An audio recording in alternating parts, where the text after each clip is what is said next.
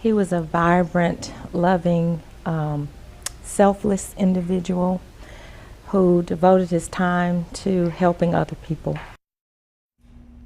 Dr. Rochelle Gaston Malone talking about her son, a firefighter murdered while working on the job. Jordan Melton died after he was shot at Birmingham Fire Station 19 months ago. Today, on what would have been his 31st birthday, Dr. Gaston Malone held the second annual Jordan Melton Safety Summit at the A.G. Gaston Boys and Girls Club. At WVTM 13's Aaron Llewellyn went to the event, spoke with Melton's mother and some of the participants about fighting gun violence.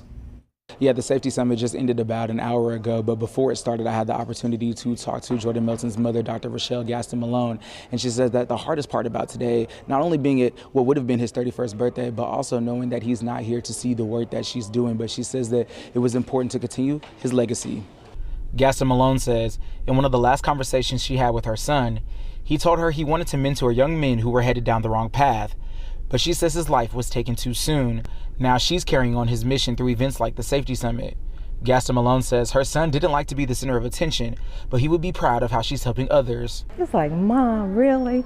You're doing all this, really? And then I could see him cheer me on, like, you go, Mom, you go. Yeah, that's my girl, that's my mom, you know. So, and I'd give anything to hear that right now.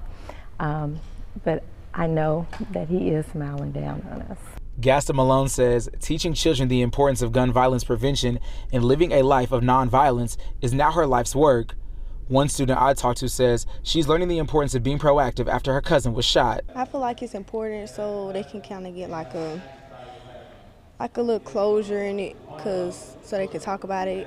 They can be around people that has also been affected by the gun violence and stuff, and then learn how to kind of cope with it.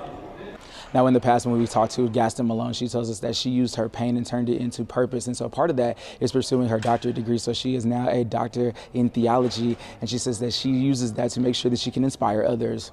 In Birmingham, Aaron Llewellyn, WVTM 13.